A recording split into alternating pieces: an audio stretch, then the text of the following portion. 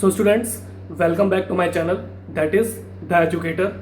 Today we are going to start our General English Speaking part 47, in which we are going to discuss about behavior of pronouns and the use of it in our English language. So students, let's start our English Speaking part 47. So students, let's start our General English Speaking part 47, in which we are going to discuss about the same topic, that we will discuss about behavior of pronouns in our today's class. So let's start. Behavior of pronouns, as you already know, it means सर्वनाम के व्यवहार. So let's see. Many always takes a singular pronoun and singular verb. Example: many a soldier has met his death in the battlefield. So students, there is another rule for using behavior of pronouns. So we normally use many a lot of times in our English sentences. So what role does it play in our English language? So as I told you, many always takes a singular pronoun and singular verb. तो many मतलब कई एक सारे या कई एक, जैसे always takes a singular pronoun, ये सदैव एक वचनीय सर्वनाम का प्रयोग में लेता है, ठीक है, एंड सिंगुलर वर्ब, और ये एक वचनीय क्रिया को भी लेता है और एक वचनीय प्रोनाउन को भी लेता है, मैनी ए, ठीक है. एग्जाम्पल, उदाहरण: many a soldier has met his death in the battlefield. तो मैनी मतलब कई एक सोल्जर जो आपके जवान हैं, हैज मेट हिज डेथ, तो उन्होंने वो अपनी मृत्यु को प्राप्त हो चुके हैं इन द बैटलफील्ड. जंग में कई एक से जवान जंग में अपनी मृत्यु को प्राप्त हो चुके हैं. So basically it is a present perfect type sentence. So let me explain you once again. Many always takes a singular pronoun and singular verb. तो many का मतलब होता है कई एक से. तो ये क्या करता है, सदैव ये सिंगुलर प्रोनाउन मतलब जो एक वचनीय आपका सर्वनाम है एंड सिंगुलर जो वर्ब है, जो एक वचनीय क्रिया है, उसका ये प्रयोग में लेता है, ठीक है. एग्जाम्पल यानी उदाहरण: Many a soldier has met his death in the battlefield. So many या मतलब कई एक से जो सोल्जर हैं, जो जवान हैं, has met his death, वे अपनी मृत्यु को प्राप्त हो चुके हैं in the battlefield, मतलब अपने जंग में, लड़ाई में, जंग में कई एक ऐसे सोल्जर मृत्यु को प्राप्त हो चुके हैं, ठीक है. So basically it is a present perfect type sentence. Now students, let's understand about it. What is the role of it and how do we use it in our English language? Use of it means it का कैसे हम प्रयोग करते हैं, ठीक है. It is used for, and we will see with examples also how it is used with examples. Okay, so it is used for lifeless things. He gave me a book, it was old. So students, lifeless मतलब जिस चीज़ों में आपका जीवन नहीं होता, जो निष्क्रिय होती है, जिनमें जीवन नहीं होता, ऐसी चीज़ों को हम लाइफलेस बोलते हैं. तो इट का जो प्रयोग होता है वो लाइफलेस थिंग्स के लिए होता है. जो ऐसी वस्तुएं जिनमें जीवन नहीं होता, जो निष्क्रिय होती है, उसके लिए हम इट का प्रयोग करते हैं. तो उसका कुछ उदाहरण है: he gave me a book, it was old. So basically it is a past tense related sentence and you can see here we are using pronoun. He is a pronoun being used in the name of a male person and it is a past tense related sentence. Gave is a past form of give. Gave मतलब देना. So he gave me a book, it was old. उसने मुझे वो किताब दी थी जो बहुत पुरानी हो चुकी थी, ठीक है. Lifeless things मतलब जिन वस्तुओं में कोई जीवन नहीं होता, जो निष्क्रिय होती हैं. तो उसका उदाहरण हो गया: he gave me a book, it was old. उसने मुझे वह किताब दी जो बहुत पुरानी हो चुकी थी, ठीक है. एनिमल्स मतलब जानवरों के लिए. Animals: my horse gives me good service, I don't want to sell it.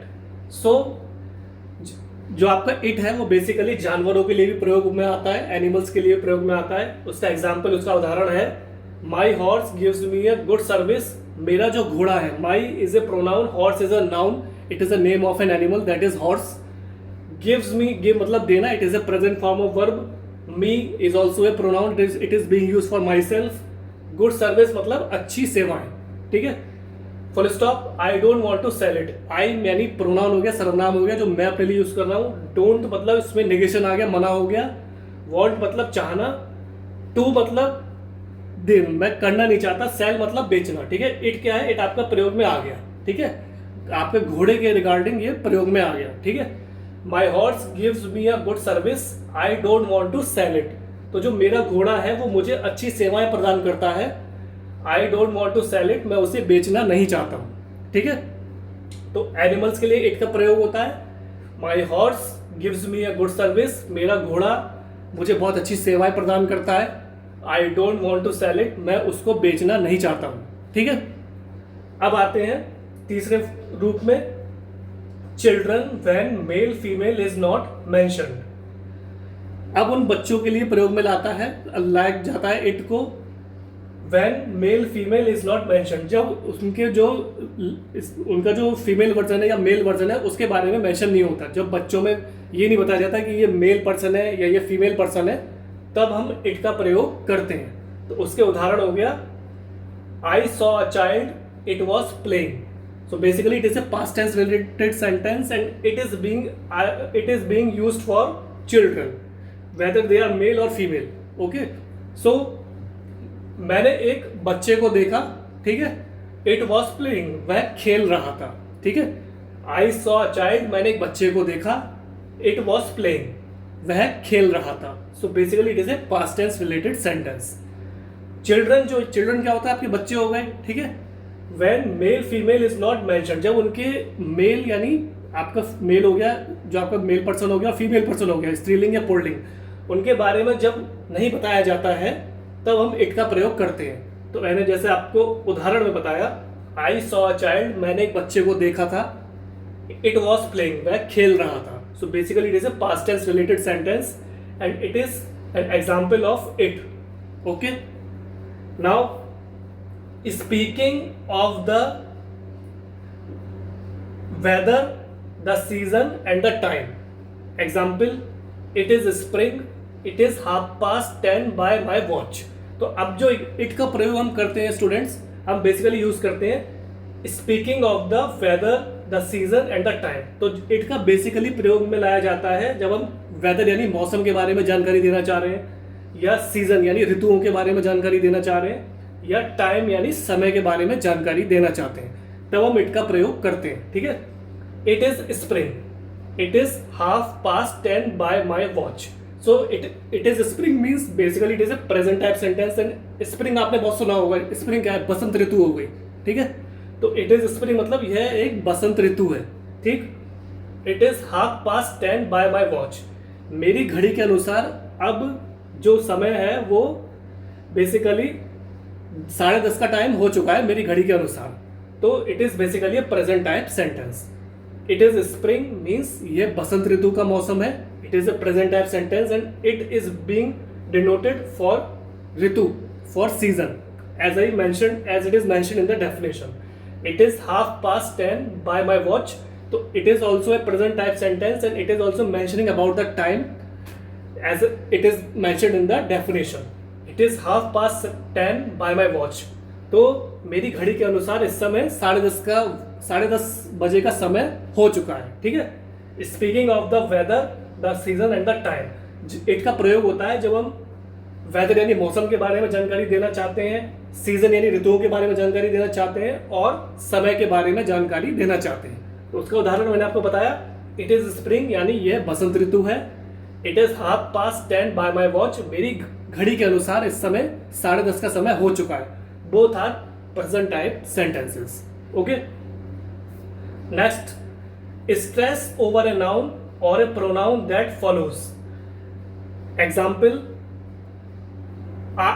It was in Delhi that I was cheated by a young man, ठीक है। तो कभी कभी क्या होता है, स्ट्रेस ओवर ए नाउन, कभी कभी क्या होता है हमें संज्ञा पर कभी दबाव डालना होता है, और ए प्रोनाउन और सर्वनाम पे हमें दबाव डालना होता है, दैट फॉलोज, जो कुछ फॉलो कर रहा होता है, जो किसी चीज का अनुसरण कर रहा होता है, ठीक है।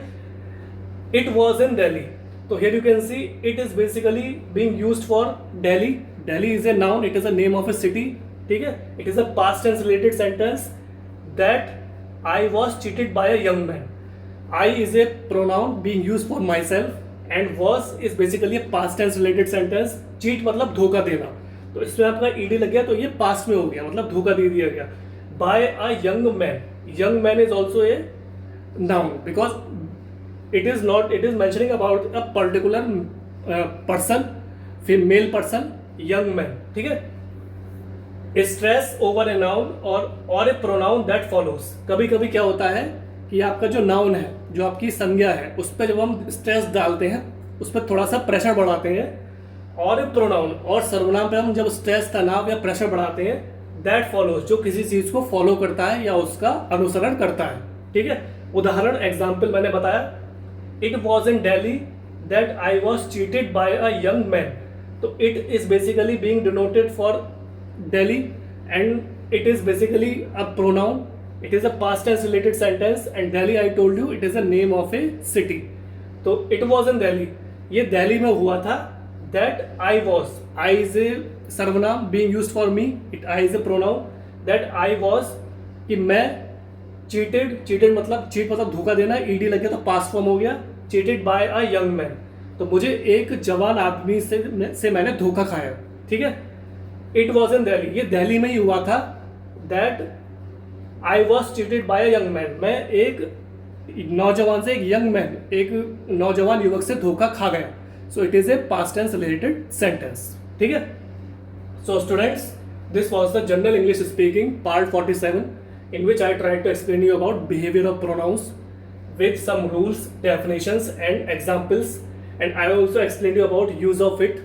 How do we use it in our English language? Kindly try to read them, practice them and try to understand them, and try to use them in your daily conversation in English language with another person. So ultimately what will happen? Your confidence will boost up, your personality will grow, and ultimately you will become a perfect and fluent English speaker in front of another person. So thanks for your valuable and precious time. Have a nice day.